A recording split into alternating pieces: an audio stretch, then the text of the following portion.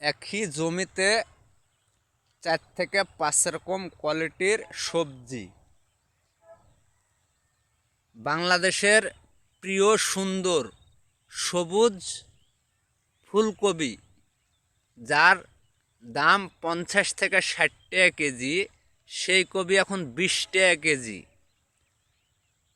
পাতাকপি দাম বাজারে 30 থেকে 40 টাকা পিস, সেই পাতাকপি এখন 10 টাকা পিস।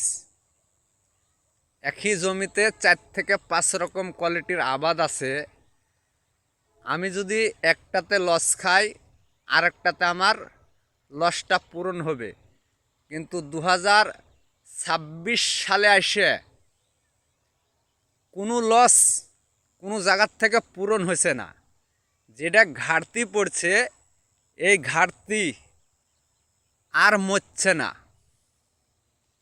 এইভাবে কৃষকের আপাতত জীবন ব্যবস্থা চলে না।